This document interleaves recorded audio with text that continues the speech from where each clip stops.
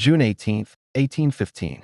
The fields near the small Belgian village of Waterloo were soaked by the previous night's rain. Thousands of soldiers stood in silence. Cannons waited. Cavalry tightened their reins. Across the battlefield stood a man who had spent nearly 20 years changing the course of European history. His name was Napoleon Bonaparte. He had crowned himself emperor. He had defeated kings. He had conquered much of Europe. Yet on this morning, everything he had built rested on a single battle. If he won, he might reclaim his empire. If he lost, it would all be over. But how did one man rise from a relatively unknown officer to become the most feared ruler in Europe?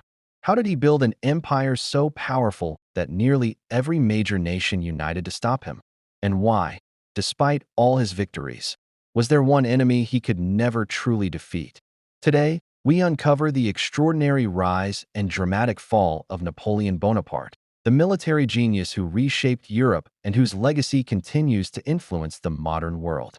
If you enjoy professionally researched history documentaries, please subscribe to Chronicle in English and turn on the notification bell. Now, let's return to where the story truly began. Not in Paris, not on a battlefield, but on a rugged Mediterranean island where few could have imagined that a future emperor had just been born. Long before Europe feared the name Napoleon Bonaparte, he was simply a young boy growing up on the Mediterranean island of Corsica. Napoleon was born on August 15, 1769, in the town of Ajaccio, only a few months after France had taken control of the island from the Republic of Genoa. Many Corsicans resented French rule. They had hoped to remain independent. Napoleon was born into that atmosphere of uncertainty and change. His father, Carlo Bonaparte, was a lawyer who eventually worked with the new French authorities, while his mother, Letizia Remolino, was known for her strength, discipline, and determination. She expected her children to work hard and endure hardship without complaint. The family belonged to the minor Corsican nobility. They were respected, but they were far from wealthy. Recognizing Napoleon's intelligence, his parents secured him a scholarship to study in mainland France. At the age of 9, he left Corsica behind. The move changed his life forever. But it was not easy. Napoleon spoke French with a strong Corsican accent. His classmates mocked the way he talked. Some laughed at his manners. Others looked down on him because he came from a distant island. The young boy often felt like an outsider. Rather than seeking popularity, Napoleon buried himself in books. He developed a passion for history, mathematics, and military strategy. He admired the great commanders of the ancient world, especially Alexander the Great and Julius Caesar. As the years passed, his teachers noticed something unusual. Napoleon was quiet, reserved, sometimes even difficult, but he possessed extraordinary determination and an exceptional ability to solve military problems. In 1785, at just 16 years old, he graduated from France's prestigious military academy and became a second lieutenant in the French army. He had achieved his dream of becoming an officer. Yet he was still an unknown young man with no wealth, no powerful family, and no reason to believe that history would ever remember his name. Then, France itself began to change. Economic hardship, political unrest, and growing public anger pushed the kingdom toward a crisis unlike anything Europe had seen before. Within a few years, a revolution would sweep away the old order and create the opportunity that would launch Napoleon Bonaparte onto the world stage. In 1789, France erupted into revolution. Years of heavy taxation, rising food prices, and widespread poverty had pushed the country to the breaking point. Many ordinary people believed the monarchy had failed them. The result was one of the most dramatic revolutions in history. King Louis XVI saw his authority collapse. Ancient privileges were abolished. The old political order began to crumble. Across France, uncertainty replaced stability. For many young officers, the revolution brought fear.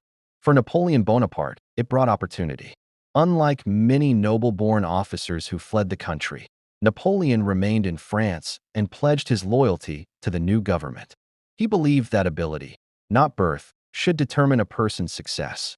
The revolution seemed to offer exactly that. His first great opportunity came in 1793 during the Siege of Toulon. The important Mediterranean port had fallen into the hands of royalist forces supported by the British Royal Navy.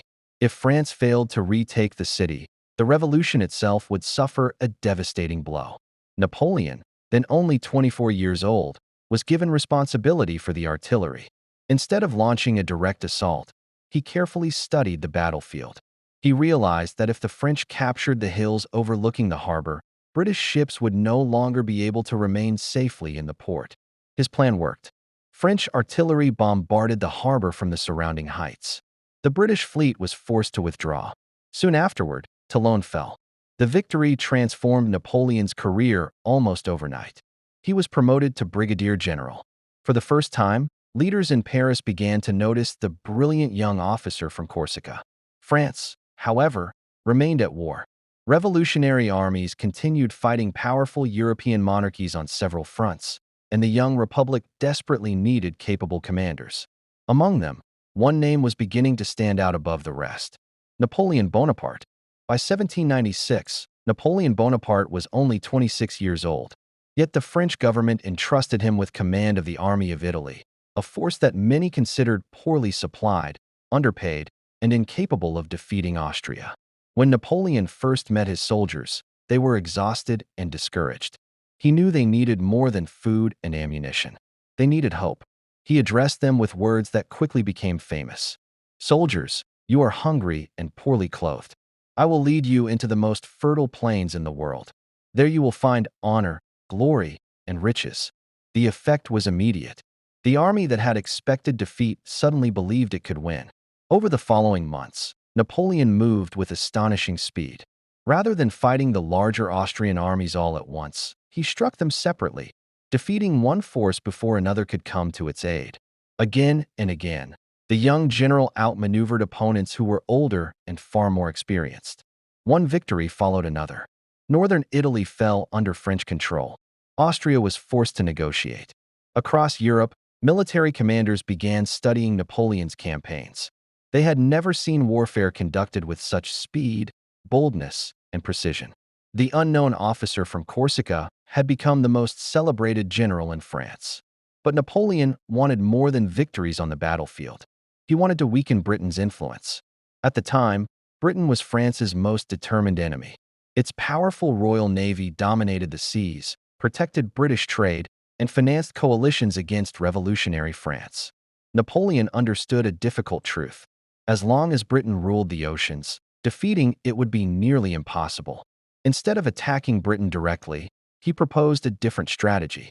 In 1798, he led an expedition to Egypt. His goal was to threaten Britain's trade route to India, one of the foundations of the British Empire. At first, the campaign brought impressive victories on land. But disaster struck at sea. In the Battle of the Nile, the British fleet under Admiral Horatio Nelson destroyed most of the French navy. Napoleon's army found itself stranded in Egypt. For the first time, he had encountered Britain's greatest strength. He could dominate armies on land. But Britain dominated the sea. Although the Egyptian campaign ended in disappointment, Napoleon returned to France with his reputation largely intact. Meanwhile, the French government was struggling. Political instability, economic hardship, and growing public frustration had weakened confidence in those who ruled the country. In contrast, Napoleon's popularity continued to grow. The young general who had once fought for the revolution was now becoming the most influential man in France. By the time Napoleon returned to France in 1799, the nation was exhausted. 10 years after the French Revolution, the promises of liberty and equality had given way to political instability, economic hardship, and endless war. The government, known as the Directory, had become deeply unpopular.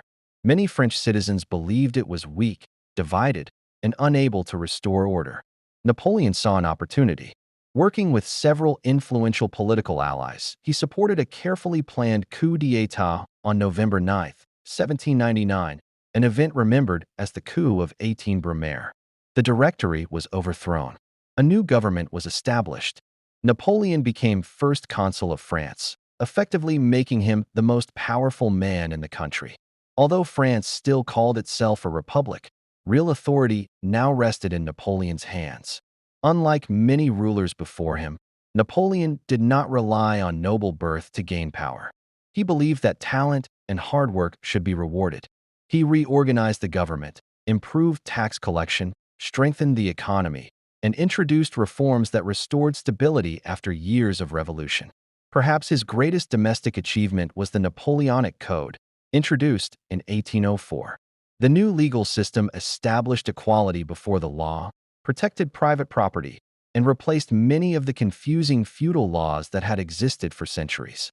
Although some parts of the code limited the rights of women, it became one of the most influential legal systems in modern history and was later adopted, in whole or in part, by many countries around the world. That same year, Napoleon made another extraordinary decision. Inside the magnificent Notre Dame Cathedral in Paris, he declared himself Emperor of the French. As Pope Pius VII watched, Napoleon took the crown into his own hands and placed it upon his own head before crowning his wife, Josephine. The gesture carried a powerful message. His authority, he believed, came not from the church, but from his own achievements and the support of the French nation. By the end of 1804, the young officer from Corsica had completed an astonishing rise. In less than 15 years, he had gone from an unknown artillery lieutenant to the Emperor of France. Europe watched with growing concern. Its monarchs realized that Napoleon's ambition was far from satisfied. By 1805, Napoleon Bonaparte stood at the height of his power. France possessed one of the finest armies Europe had ever seen. Its soldiers were experienced, its officers were loyal, and its emperor seemed almost impossible to defeat. Determined to stop Napoleon's growing empire, Britain formed the Third Coalition, joining forces with Austria and Russia. The three nations believed that only a united army could defeat the French emperor. Napoleon understood the danger. If his enemies combined their full strength, France could be overwhelmed. So he moved first. With astonishing speed, he marched his army across Europe, forcing the Austrians to retreat before the Russian army could fully coordinate with them. Then, on December 2, 1805, near the town of Austerlitz, in what is now the Czech Republic, he faced the combined armies of Tsar Alexander I of Russia and Emperor Francis II of Austria. The battle would become known as the Battle of the Three Emperors. Napoleon carefully studied the battlefield. He deliberately weakened the center of his own army, making it appear vulnerable. The Allied commanders believed they had found his weakness. Confident of victory, they launched a massive attack against the French center. It was exactly what Napoleon had hoped for. As the Allied soldiers advanced, they unknowingly abandoned the high ground that controlled the battlefield. The moment they did, Napoleon struck. Fresh French troops stormed the heights, split the Allied army into two, and attacked from multiple directions. Within hours, the coalition army collapsed. Thousands of soldiers were killed, wounded, or captured. It was one of the greatest military victories in history. Austria was forced to sue for peace. Soon afterward, the Holy Roman Empire, which had existed for nearly 1,000 years, came to an end. Napoleon's influence now stretched across much of continental Europe. Kingdoms were reorganized. Borders were redrawn. He placed members of his own family on several European thrones, strengthening French influence across the continent. Only weeks before the victory at Austerlitz, however, the Royal Navy, commanded by Admiral Horatio Nelson, had destroyed the combined French and Spanish fleets at the Battle of Trafalgar. The defeat ended Napoleon's dream of invading England. Unable to challenge British naval power directly, he turned instead to economic warfare. In 1806, he introduced the Continental System, ordering every nation under his influence to stop trading with Britain. His plan was to cripple the British economy without firing another shot. But the strategy proved far more difficult than he had expected. British merchants found new markets around the world. Smuggling spread across Europe. Even some of Napoleon's own allies secretly ignored his orders and continued trading with the British. Instead of bringing Britain to its knees, the Continental System gradually weakened Napoleon's own empire. By 1807, Napoleon Bonaparte controlled much of continental Europe. From Spain to Poland, his influence seemed unstoppable. Many believed his empire would endure for generations. But beneath the surface, serious problems were beginning to emerge. The Continental System, designed to weaken Britain by cutting off its trade with Europe, was producing unexpected consequences. Many European merchants suffered enormous financial losses. Ports grew quiet. Businesses struggled. Food and imported goods became more expensive. Across the continent, resentment toward French rule steadily increased. Some of Napoleon's allies secretly ignored his orders and continued trading with Britain. Others openly resisted his economic policies. Among them was Russia. Tsar Alexander I, once Napoleon's ally, gradually abandoned the continental system because it was damaging the Russian economy. Napoleon regarded this as both a political betrayal and a direct challenge to his authority. Rather than accepting Russia's decision, he chose war. In June 1812, Napoleon assembled the Grande Armée, the largest military force Europe had ever seen. More than 600,000 soldiers from France and many allied nations crossed into Russia. Napoleon expected another swift campaign like those that had brought him victory across Europe. Instead, the Russians refused to fight the decisive battle he wanted. As they retreated deeper into their own country, they destroyed crops, bridges, villages, and food supplies behind them. It was a strategy known as scorched earth. The farther Napoleon advanced, the fewer supplies his army could find. After months of marching, the French finally entered Moscow. But the city was almost deserted. Soon afterward, massive fires swept through Moscow, destroying much of the city and leaving Napoleon without the shelter and supplies he had expected. Winter arrived earlier than anticipated. Temperatures plunged far below freezing. Food became scarce. Horses died. Thousands of soldiers froze to death or succumbed to disease and starvation. Others were constantly attacked by Russian forces during the long retreat. The march back from Moscow became one of the greatest military disasters in history. Of the more than 600,000 men who had entered Russia, only a fraction returned. The defeat shattered the image of Napoleon's invincibility. For the first time in years, the nations of Europe realized that the great emperor could be beaten. One after another, they began forming a new coalition against France. Napoleon remained on the throne, but the balance of power had changed. His empire, once built on an unbroken series of victories, was beginning to crumble. The disaster in Russia encouraged Napoleon's enemies to unite once again. Britain, Russia, Prussia, Austria, and several other European nations formed the Sixth Coalition, determined to end French domination once and for all. In 1813, the coalition armies met Napoleon at the Battle of Leipzig, often called the Battle of Nations because soldiers from across Europe fought on both sides. After several days of fierce fighting, Napoleon suffered a decisive defeat. His empire began to collapse. As the Allied armies advanced toward Paris, even many of his own marshals realized the war could no longer be won. In April 1814, Napoleon abdicated the throne. For the first time in nearly 15 years, he was no longer emperor of the French. The victorious powers sent him into exile on the small Mediterranean island of Elba. Most Europeans believed his remarkable career had come to an end. They were mistaken. Less than a year later, in February 1815, Napoleon escaped from Elba and sailed back to France. As he marched toward Paris, thousands of soldiers sent to arrest him instead joined his army. Without firing a single shot, he regained control of the French government. The period became known as the 100 Days. Europe reacted immediately.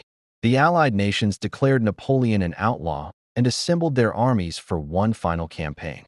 On June 18, 1815, near the Belgian village of Waterloo, Napoleon faced the forces of the Duke of Wellington and the Prussian army under Field Marshal Gebhard von Blücher.